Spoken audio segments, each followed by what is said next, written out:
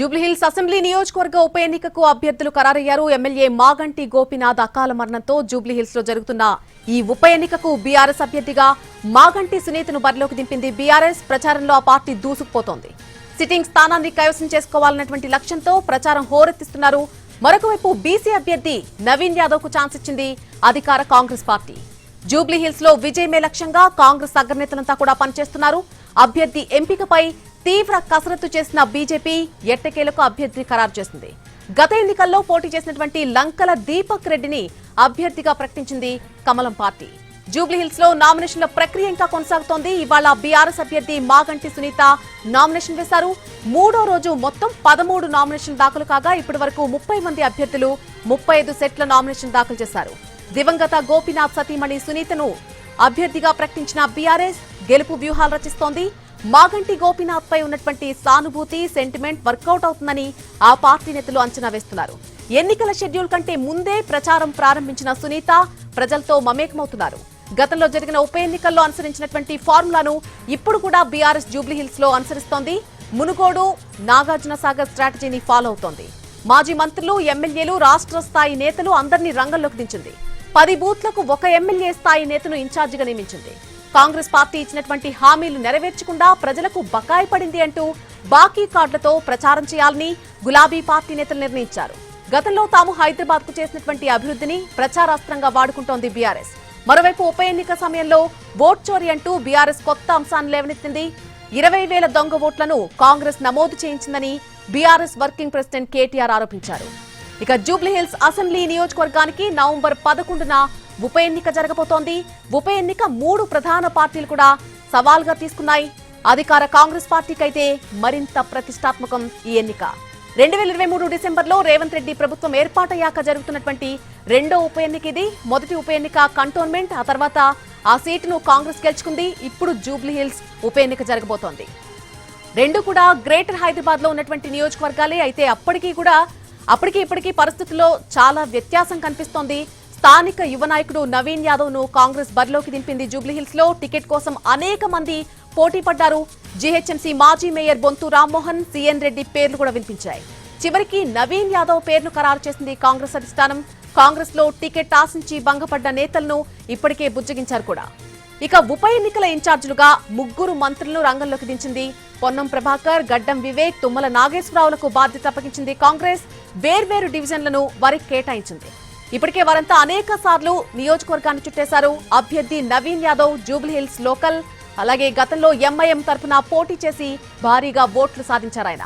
ఈసారి ఎంఐఎం కాంగ్రెస్ కు సహకరించడం ఖాయంగా కనిపిస్తోంది. పీసీసీ చీఫ్ మహేష్ గౌడ్ తో పాటు ఇతర నేతలంతా కూడా అదే విషయాన్ని చెప్తున్నారు.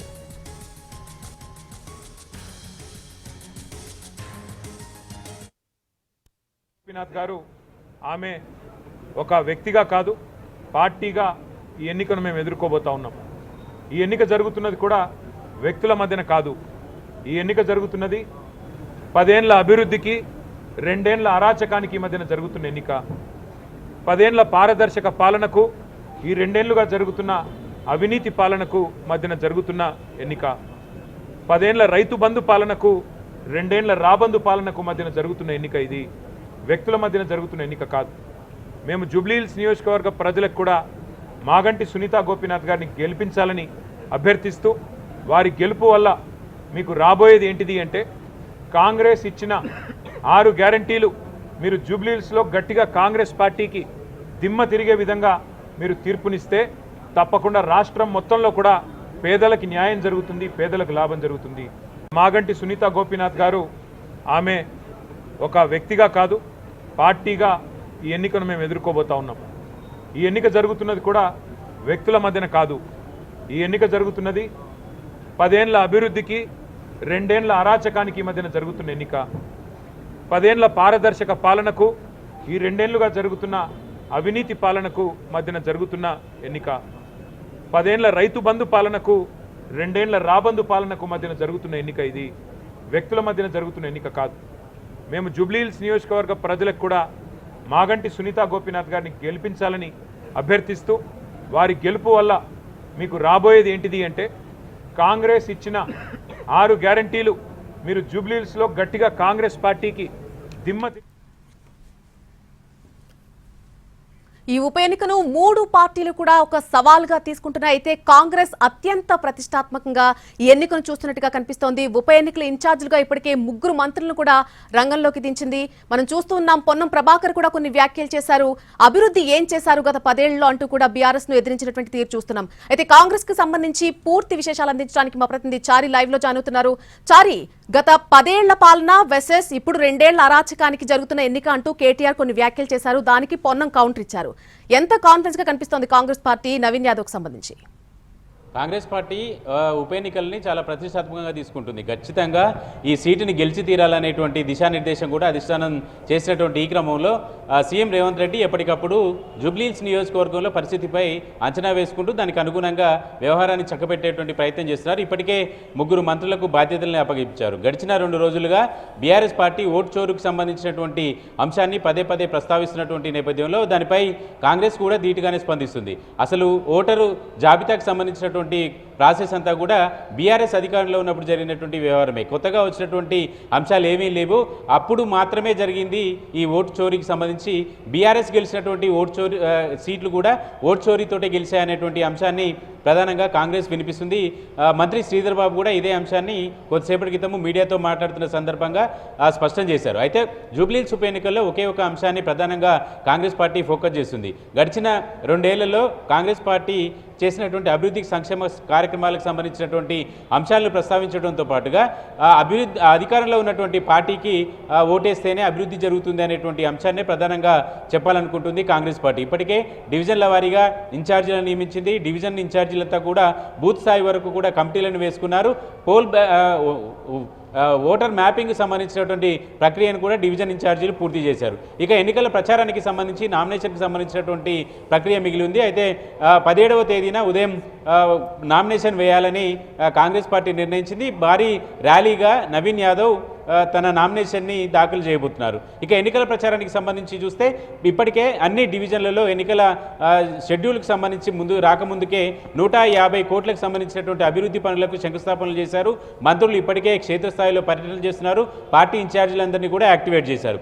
ఇక పూర్తి స్థాయిలో ప్రచారానికి సంబంధించి అంశాన్ని కనుక చూస్తే అభివృద్ధి అనేదే ప్రధాన నినాదంగా ఎన్నికలకు వెళ్లాలనుకుంటుంది. జూబ్లీహిల్స్ నియోజకవర్గంలో ఎక్కువగా స్లమ్ ఏరియాలు ఉండడం వల్ల ఇప్పటికే కాంగ్రెస్ పార్టీ అధికారంలోకి వచ్చిన తర్వాత తాజాగా రేషన్ కార్డుల మీద 6 కిలోల సన్నబియ్యం, ఇందిరమ్మ ఇళ్ల నిర్మాణానికి సంబంధించినటువంటి ప్రక్రియ అంతా కూడా ఇప్పటికే గ్రౌండింగ్ చేసింది. కాబట్టి ఇవన్నీ కూడా తమకు కలిసి వస్తాయనేటువంటి ఆశాభావంతో కాంగ్రెస్ పార్టీ ఉంటుంది. అందుకే వీటన్నిటి మీదనే ఎక్కువ ఫోకస్ చేయాలనుకుంటుంది. జూబ్లీహిల్స్ నియోజకవర్గంలో స్లమ్ ఏరియాలు ఎక్కువగా ఉంటాయి కాబట్టి మ్యాక్సిమం అడిగిన వాళ్ళందరికీ కూడా తెల్ల రేషన్ కార్డుని ఇచ్చేటువంటి ప్రయత్నం చేసింది. పూర్తి స్థాయిలో రేషన్ కార్డుల పంపిణీ కూడా ఆ నియోజకవర్గంలో పూర్తయింది. ఇలా ప్రభుత్వం చేసినటువంటి సంక్షేమ కార్యక్రమాలు అలాగే అభివృద్ధి జరగాలంటే ప్రస్తుతం అధికారంలో ఉన్నటువంటి పార్టీకి ఓటేయాలనేటువంటి అంశాన్ని ప్రధానంగా ప్రచారం చేస్తుంది. ఇక బీఆర్ఎస్ చేసినటువంటి ఆరోపణలో ఇచ్చినటువంటి 6 హామీలకు సంబంధించినటువంటి బాకీ పడిందని చెప్తున్నటువంటి నేపథ్యంలో గడిచిన 10 ఏళ్లలో హైదరాబాద్లో డబుల్ బెడ్రూమ్ ఇస్తానటువంటి వాళ్ళకి ఎంతమందికి డబుల్ బెడ్రూమ్ ఇచ్చారనేటువంటి అంశం, అలాగే బీఆర్ఎస్ 10 ఏళ్ళు అధికారంలో ఉండి చేయలేనటువంటి అంశాలన్నింటినీ కూడా ఈరోజు అయ్యే సమస్యలని జూబ్లీహిల్స్ ఎన్నికల ప్రచారంలో చేస్తున్నాయంటే గత 10 ఏళ్లలో వాళ్ళు ఆ సమస్యల్ని పరిష్కారం చేయలేదు అనేటువంటి అంశాన్ని బీఆర్ఎస్ పార్టీ స్పష్టం చేస్తుంది అనేటువంటి అభిప్రాయాన్ని ఆ చర్చను కూడా కాంగ్రెస్ పార్టీ లేవనెత్తుతుంది. ఓవరాల్గా జూబ్లీహిల్స్ ఎన్నికలకు సంబంధించి ఇప్పటికీ కాంగ్రెస్ పార్టీ గ్రౌండ్ స్థాయిలో నాయకత్వాన్ని అంతా కూడా రంగంలోకి దింపింది. ఇక ఎన్నికల ప్రచారానికి సంబంధించి మరికొంతమంది ఎమ్మెల్యేలు మంత్రులని కూడా ఈ ఎన్నికలకు సంబంధించినటువంటి ఇన్ఛార్జీలుగా నియమించేటువంటి అవకాశం ఉంది. ఒకవైపు కాంగ్రెస్ డీసీసీల నియామకానికి సంబంధించినటువంటి ప్రక్రియలో ఉంది కాబట్టి ఈ 2 రోజుల్లో ఈ ప్రక్రియ ముగుస్తుంది. మిగతా నాయకత్వాన్ని అంతా కూడా జూబ్లీహిల్స్లోనే దించి ప్రతి ఇంటికి కాంగ్రెస్ పార్టీ చేసినటువంటి అభివృద్ధి కాంగ్రెస్ ఎన్నికల ప్రచారం వెళ్లేలాగా ప్లాన్ చేస్తోంది. Right Shari, thank you for the live update. Jubilee Hills assembly నియోజకవర్గ ఉప ఎన్నికకు అభ్యర్థులంతా కూడా ఖరారైపోయారు. 3 పార్టీలు కూడా తమ అభ్యర్థుల్ని ఖరారు చేశాయి. ఎమ్మెల్యే మాగంటి గోపినాథ్ అకాల మరణంతో జూబ్లీహిల్స్ లో జరుగుతున్నటువంటి ఈ ఉప ఎన్నికకు బీఆర్ఎస్ అభ్యర్థిగా మాగంటి సునీతను బరిలోకి దింపించింది. అలాగే ప్రచారంలో ఆ పార్టీ దూసుకుపోతోంది. సిట్టింగ్ స్థానాన్ని కైవసం చేసుకోవాలన్న లక్ష్యంతోనే ప్రచారం హోరెత్తిస్తున్నారు బీఆర్ఎస్ నేతలంతా కూడా. ఇదే అంశానికి సంబంధించి పూర్తి అప్డేట్ మా ప్రతినిధి సతీష్ అందిస్తారు లైవ్ లో. సతీష్, బీఆర్ఎస్ మాగంటి సునీతను అభ్యర్థిగా ఖరారు చేసినప్పటి నుంచి కూడా ప్రచారాన్ని హోరెత్తిస్తున్నటువంటి పరిస్థితి కనిపిస్తోంది. సో ఎంత నమ్మకంతో ఉన్నారు గెలుపు దిశగా బీఆర్ఎస్ పార్టీ నేతలు? నళిని, తమ సిట్టింగ్ స్థానంగా ఉన్న జూబ్లీహిల్స్ని ఖచ్చితంగా గెలుచుకుంటామని చెప్తుంది బీఆర్ఎస్ పార్టీ. అందుకోసమే అన్ని పార్టీల కంటే ముందుగానే అభ్యర్థిని కూడా ఖరారు చేశారు. నోటిఫికేషన్ రాకముందే అభ్యర్థిని కూడా ఖరారు చేయడం, ప్రకటించడం, అదేవిధంగా ప్రచార పర్వంలోకి కూడా దిగడం బీఆర్ఎస్ చేసింది. దాంతోపాటు ఇప్పుడు ఏదైతే ప్రచారానికి సంబంధించి చాలా కీలకంగా వ్యవహరిస్తుంది బీఆర్ఎస్. గతంలో ఎవరైతే ఉప ఎన్నిక జరిగినటువంటి సమయంలో మునుగోడు కావచ్చు, నాగార్జున సాగర్లో ఏదైతే ఫార్ములాను ఉపయోగించారో అదే ఫార్ములాను ఇక్కడ ఉపయోగించబోతుంది. దాంట్లో ప్రధానంగా ఆ ఫార్ములా ప్రకారం ఏదైతే ప్రతి బూత్కి ఒక రాష్ట్ర స్థాయి నేత ఉండే విధంగా మానిటర్ చేసే విధంగా ఏర్పాట్లు చేస్తున్నారు. ఎమ్మెల్యేలు ఎమ్మెల్సీలతో పాటుగా మాజీ ఎమ్మెల్యేలు రాష్ట్ర స్థాయి నేతలందరూ కూడా ఆ బూతుల్ని డివైడ్ చేశారు. ఒక్కొక్క నేతకు ఒక్కొక్క ఎమ్మెల్యేకి 5 నుంచి 6,000 ఓట్లు వచ్చే విధంగా 8 నుంచి 9 బూతులు వాళ్ళకు ఇవ్వడం జరిగింది. ఆ బూతు సంబంధించి పూర్తి బాధ్యతలు మొత్తం కూడా ప్రతి ఒక్క ఓటర్ని మొత్తం ఎన్నికలు పోలింగ్ జరిగేటటువంటి ముందు రోజు వరకు మొత్తానికి 6 నుంచి 7 సార్లు కలిసే విధంగా కూడా ఏర్పాట్లు చేస్తున్నారు. ఈ విధంగా చేయడం ద్వారా మొత్తం ప్రచారానికి సంబంధించి ఇటు ఉన్నటువంటి జూబ్లీహిల్స్లో ఉన్న నాయకులు అంటే బీఆర్ఎస్కి సంబంధించినటువంటి కార్యకర్తలను కలుపుకొని పోయి వేరే దగ్గర ఉన్నటువంటి ఈ నేతలు కాబట్టి వాళ్ళందరినీ కలుపుకొని పోయే విధంగా వెళ్ళడం, అక్కడ పూర్తి స్థాయిలో ఓటర్లకు దగ్గర అవడం ద్వారా తాము చేసినటువంటి ప్రచారాన్ని ఈజీగా లోపలికి ఓటర్ల దగ్గర తీసుకెళ్లేటటువంటి ఫార్ములా బీఆర్ఎస్ ఉపయోగిస్తుంది. దాంతోపాటుగా సామాజిక వర్గాల వారిగా కూడా బీఆర్ఎస్ ప్రచారం చేస్తుంది. ముస్లిం మైనార్టీలు ఎక్కువ ఉన్నటువంటి ఓట్లు కావచ్చు, బీసీ ఓట్లు ఉన్నటువంటి దగ్గర ఆ నేతల్ని రాష్ట్ర స్థాయిలో ఉన్నటువంటి నేతలందరినీ కూడా ఆ సామాజిక వర్గాల వారిగా ఓటర్ల దగ్గరికి పంపిస్తుంది. ఇదంతా ఒకవైపు ఉంటే మరోవైపు ప్రచారంలో చాలా కీలకంగా వ్యవహరిస్తుంది. ఏదైతే కాంగ్రెస్ ప్రభుత్వం గతంలో హామీలు ఇచ్చింది అవన్నీ ఇప్పుడు నెరవేర్చట్లేదు.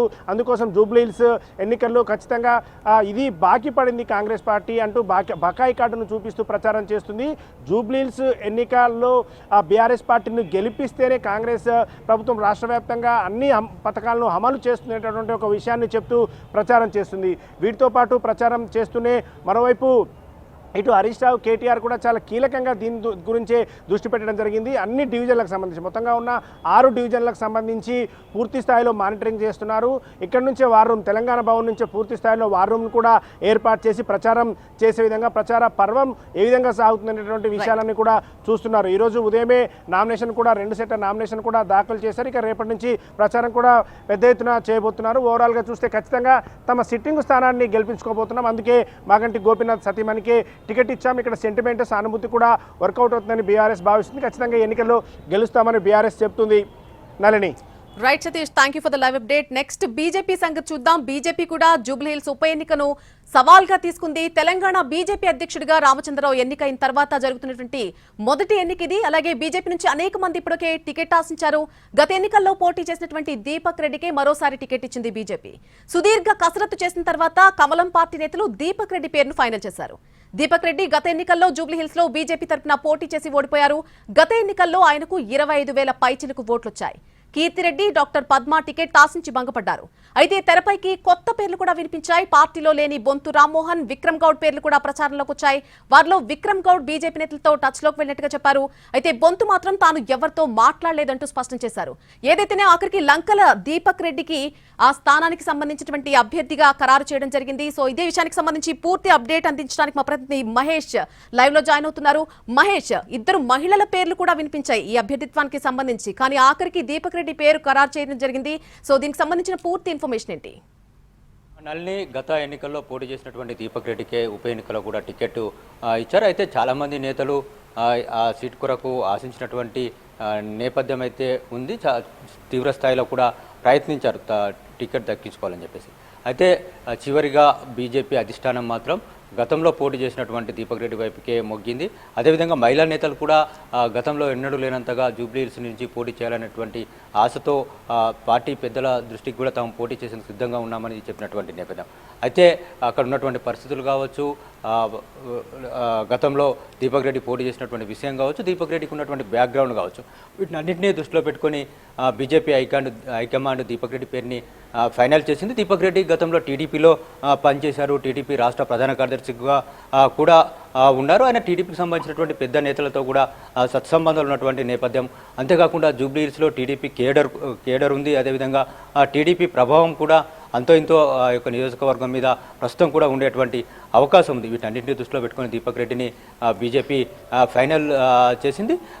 దీంతో పాటు ప్రధానంగా బీజేపీ ప్రచారంగా ఏదైతే అక్కడ మజ్లీస్ అభ్యర్థిగా గతంలో పోటీ చేసినటువంటి నవీన్ యాదవ్ ఈసారి కాంగ్రెస్ నుంచి పోటీ చేసినటువంటి నేపథ్యంలో బీజేపీ ఇదే అంశాన్ని ప్రధానంగా అక్కడ ఉన్నటువంటి ప్రజల్లోకి తీసుకెళ్తాము అని చెప్పేసి చెప్తుంది. బీజేపీ రాష్ట్ర అధ్యక్షుడు రామచంద్రరావు కూడా ఇదే విషయాన్ని ప్రస్తావించినటువంటి నేపథ్యం. అక్కడ కాంగ్రెస్ గుర్తుపైన మజ్లీస్ అభ్యర్థి పోటీ చేస్తున్నారు, ఇదే విషయాన్ని మేము ప్రజల్లోకి తీసుకెళ్తామని ఆయన చెప్పారు. అదేవిధంగా బీఆర్ఎస్ కానీ కాంగ్రెస్ కానీ ప్రస్తుతం అధికారంలో ఉన్నటువంటి కాంగ్రెస్ కానీ అక్కడ బీఆర్ఎస్ ఎమ్మెల్యేగా పనిచేసినటువంటి గోపినాథ్ కావచ్చు, వీళ్ళు ఎవరు కూడా ఆ నియోజకవర్గ అభివృద్ధి కొరకు ఎలాంటి పనులు చేయలేదు.